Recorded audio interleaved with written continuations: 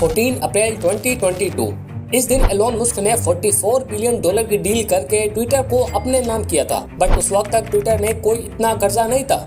लेकिन जून 2022 में ट्विटर पर करीब $596 मिलियन का कर्जा चढ़ गया। ये तो फिर भी कुछ भी नहीं था, बल्कि कुछ दिन गुजर जाने के बाद $20 बिलियन वैल्यूएशन वाला ट्विटर $13 बिलियन का कर्जा बन चुका था। और अक्टूबर 2022 में तो ट्विटर के हालात ऐसे हो चुके थे कि अब ट्विटर इंटरेस्ट की पेमेंट तक पे नहीं कर पा रहा था। सिचुएशन ऐसी हो चुकी थी कि यूएस का छठा सबसे बड़ा सोशल मीडिया प्लेटफॉर्म ट्विटर अब पूरी तरह से उजल होने लगा था। इस बारे में एलोन मस्क ने भी एक ट्वीट किया जिसमें साफ साफ लिखा था कि हमें ट्विटर को दिवालिया होने से बचाना है। बट क्या ये कंपनी दोबारा तरक्की कर पाएगी या फिर इस कंपनी का पूरी तरह से दिवालिया हो जाएगा? ये सब जानेंगे हम इस वीडियो में। Elon. We're just going to have to interrupt with Robin Books. Headlines crossing the Bloomberg terminal right now that Elon for $44 billion, taking it Elon private. Musk has now completed his $44 billion deal to buy Twitter.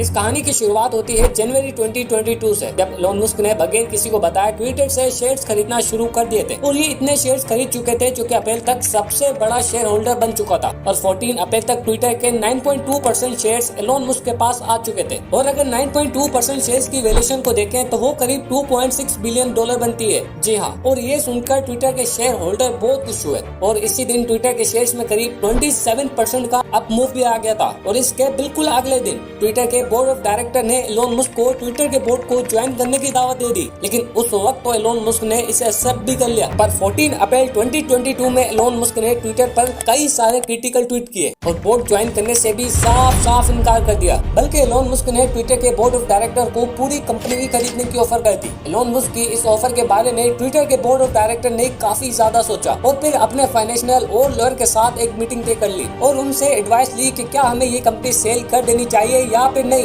लेकिन Elon Musk ने इस company को एक बड़ी offer दे दी। जी हाँ, Elon Musk ने बिना किसी रेगुलेटरी रिक्वायरमेंट के ट्विटर को खरीदने के लिए $44 बिलियन की ऑफर कर दी। यानी एलोन मस्क ने हर एक शेयर होल्डर को $54.20 पर शेयर देने की ऑफर कर दी थी और कंपनी को प्राइवेट ले जाने के इंटेंशन भी बता दिए थे।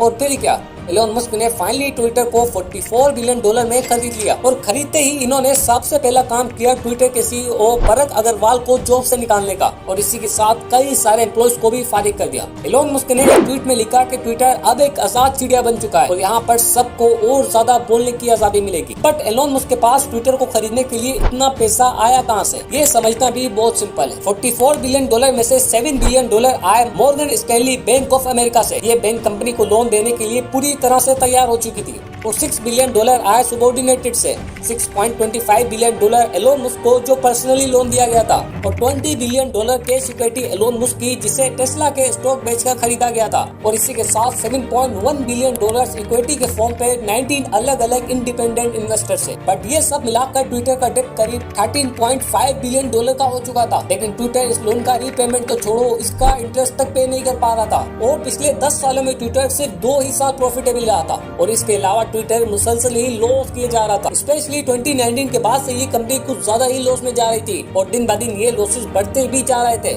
लेकिन ऐसा क्यों? क्योंकि ट्विटर के ज्यादातर रेवेन्यू एडवर्टाइजमेंट से आती थी। बट एलोन मस्क के ट्विटर डिक्वायर्ड के बाद से करीब 500 से भी ज्यादा एडवर्टाइजर ने ट्विटर को छोड़ दिया। इसी वजह से कंपनी के एड रेवेन्यू में करीब 40% की कमी आ चुकी है और कंपनी दिन ब दिन गिरते ही चली जा रही है। बट ये सब कुछ एलोन मस्क को पहले से ही पता था। एलोन मस्क को ये पता था कि ट्विटर जो नंबर रिप्रेजेंट कर रहा है वो पूरी तरह से गलत है। एलोन मस्क ने जब ट्विटर की डिक्वायर्ड डील अनाउंस की तभी एलोन मस्क को पता चल चुका था कि ट्विटर के total number of users, active users, average time spend, Twitter board जैसे कई सारे डेटा गलत थे और कंपनी के बताए हुए सारे नंबर गलत थे। बट आपका यहाँ पर एक सवाल होगा कि एलोन मस्क ये सब जानते हुए भी इस कंपनी को क्यों खरीद बैठे? इसका जवाब भी सिंपल है। एलोन मस्क को इस कंपनी के इस फेक डेटा के बारे में खबर मिली तो मिस्टर एलोन ने इस डील से पीछे हटने की पूरी कोशिश की थी। लेकिन मार्केट के सेंटीमेंट और प्राइस मूवमेंट को देखते हुए लीगली ये करना पॉसिबल नहीं था। और अगर एलोन मस्क ट्विटर की इस डील को पूरा नहीं भी करते तो उन्हें $1 बिलियन की पेनल्टी भी बननी पड़ती। शायद इसी वजह से एलोन मस्क को ये डील कंप्लीट करनी पड़ी। लेकिन ये डील कंप्लीट होने के बाद मिस्टर एलोन ने इस कंपनी में कई सारी चेंजेस की, जैसे ट्विटर कंपनी में पड़ी फालतू चीजों को निकाल दिया ताकि उससे कुछ पैसे आ सके। इसी के साथ ट्विटर एम्प्लॉइज के लिए फ्री लंच भी बंद कर दिया और भी कई सारी चेंजेस की। एलोन मस्क ने ट्विटर के वेरीफाइड बटन के लिए यूजर को $8 पर मंथ चार्ज करना भी शुरू कर दिया।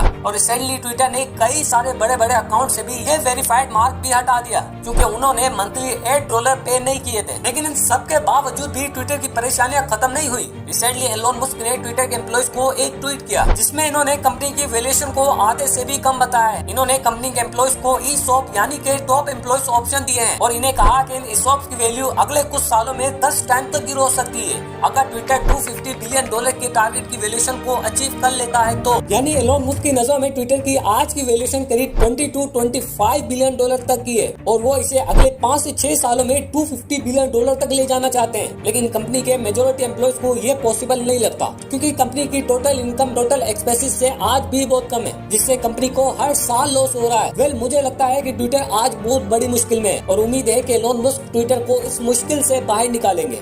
वैसे ऐसे इंटरेस्टिंग वीडियोस के लिए मुश वर्ल्ड को सब्सक्राइब करें।